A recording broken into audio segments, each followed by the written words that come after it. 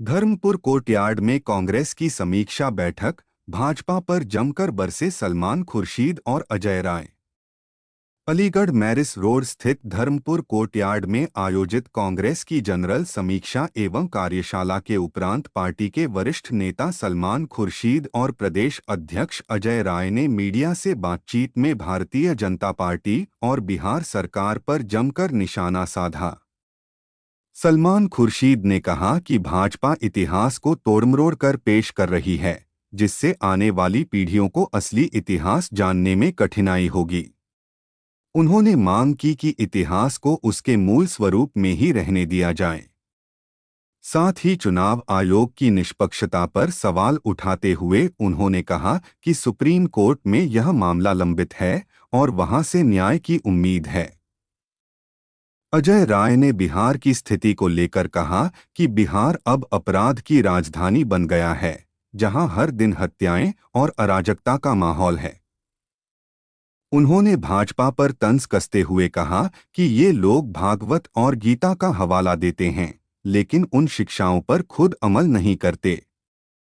कर्म करो, फल की चिंता मत करो के विपरीत भाजपा पहले फल की चाह रखती है, फिर कर्म करती है। कांग्रेस नेताओं ने यह भी साफ किया कि पार्टी उत्तर प्रदेश में जमीनी स्तर पर संगठन को मजबूत कर रही है, ताकि आगामी चुनावों में मजबूती से उतर सके और सहयोगियों को पूरा समर्थन दे सके। तो बयान आया, उन्होंने कहा है कि जून के महीने में किसान फ्री हो जाते हैं, इससे अपराध बढ़ता है, यानी हत्याओं का गुनाह बिहार में बढ़ता है। क्या कहना है? देखिए, ये पूरी बिहार की सरकार फेल है।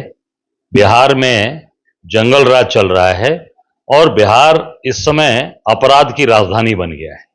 आए दिन हत्याएं हो रही हैं। जैसा एडीजी साहब ने कहा कि बिहार में किसान हत्याएं कर रहे हैं, इससे तो ये साबित होता है किसान हत्याएं कर रहे हैं।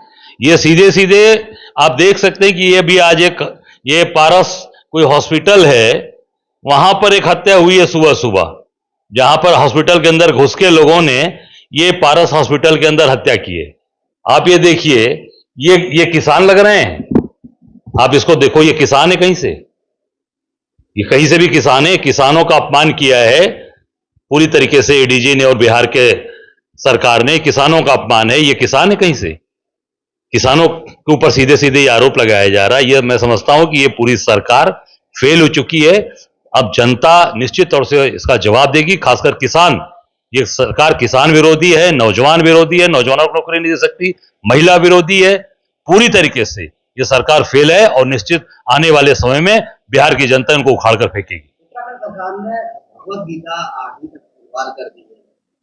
तो भगवत गीता तो हमारे साथ पहले से रही, हम भगवत गीता को हमेशा लेकर चलते हैं। सबसे महत्वपूर्ण अगर कोई चीज हमारे लिए तो गीता है। गीता के उपदेश पे हम काम करते हैं। मैं यही कहना चाहूंगा उत्तराखंड की सरकार से, पूरे देश की सरकार से, कि जो भगवत गीता में भगवान कृष्ण ने जो उपदेश दिया है अर्जुन को, उसको मानो कि कर्म करो, फल की चिंता मत करो। और ये पहले ही फल की चिंता करने लगते हैं, काम नहीं करते, फल पहले ही बताने लगते हैं। इसलिए पूरी ये सरकार फेल है और इनको आज बड़े इन सब ग्रंथों का इनको सहारा लेना पड़ रहा है, गीता का सहारा लेना पड़ रहा है। ये वोटर लिस्ट का लेकर आए हैं, वहां बिहार में चल रहा है वो तो अभी सुप्रीम कोर्ट के सामने है। इसमें बहुत कुछ अब नहीं कह सकते हैं। कि हमने ये बात स्पष्ट कही है कि जो वोटर लिस्ट का मामला चल रहा है वो इस समय सरकार इतने देर में करवा रही है, चुनाव से कुछ दिन पहले करवा रही है। ये इस समय ये सही नहीं है, उचित नहीं है। अब सुप्रीम कोर्ट के सामने ये मामला है, बहुत जल्द सुप्रीम कोर्ट इस पर लंबी सुनवाई करेगा और उस सुनवाई के बाद हमको पता चल पाएगा कि क्या होता है क्या नहीं होता। चुनाव आयोग के बारे में हमारे नेता बड़ा स्पष्ट कर चुके हैं कि हम संतुष्ट नहीं हैं। जैसी कार्रवाई चुनाव आयोग की महाराष्ट्र में रही या चुनाव आयोग जो अब कर रहा है बिहार में कर रहा है, उन सब को लेकर बहुत सारे बिंदु हैं जिनको लेकर हमने चुनाव आयोग के सामने अपनी आपत्तियां रखी हैं। उस पर अभी हमें कोई संतुष्टि प्राप्त नहीं हुई है। उत्तर प्रदेश में जो स्थिति है हम उसी की बात कर सकते हैं। आज जो भी हमारे संबंध हैं हम उसकी बात कर सकते हैं। आगे हमारे नेता क्या तय करते हैं सारी पार्टियों के, वो हमारे नेता तय करेंगे।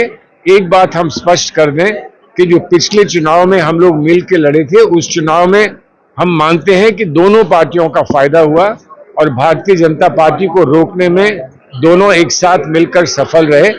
इसका अनुभव सामने हमेशा रहेगा, लेकिन इसका मतलब ये नहीं है कि हम ये तय करें कि हम कुछ सीटों पर अपने आप को मजबूत करेंगे, कुछ पर मजबूत नहीं करेंगे। पूरे उत्तर प्रदेश में सशक्त रूप से हम तैयारी करेंगे कि जब भी हमारे साथ कोई जुड़े, मिले और हमारे साथ मिलकर लड़े, तो हमारा योगदान और कंट्रीब्यूशन उनके लिए एक महत्वपूर्ण कंट्रीब्यूशन होना चाहिए।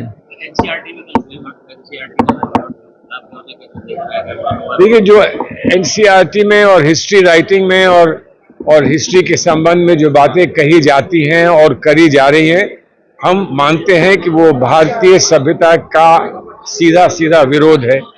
हमारी मिली जुली एक साझी विरासत हमारे मुल्क की, हमारे देश की, जिसमें हम सच्चाई को स्पष्ट करते हैं। वो सच्चाई कितनी भी तल्ख क्यों ना हो, कितनी भी हमारे लिए तकलीफ दे क्यों ना हो, लेकिन सच्चाई को हम पेश करते हैं। हम तोड़ मरोड़ के किसी चीज को पेश नहीं करते हैं। और जिस तरह से इतिहास के बारे में इस सरकार का व्यवहार रहा है, हम ये मानते हैं वो इतिहास को धूमिल करने का व्यवहार है और ये एक बहुत बड़ा अन्याय है आने वाली पीढ़ियों के साथ। भगवत गीता से तो कोई इस देश में किसी को कोई समस्या नहीं हो सकती, लेकिन अगर भगवत गीता से किसी को समस्या नहीं है तो वैसे ही कुरान से भी किसी को समस्या नहीं होनी चाहिए, बाइबल से भी किसी को समस्या नहीं होनी चाहिए। इस देश में हम सब ही अपनी जितनी भी धार्मिक ग्रंथ हैं उन सब का बराबर का सम्मान करते हैं। किसी की आस्था का मामला होता है और किसी का संवैधानिक व्यवस्था का मामला होता है।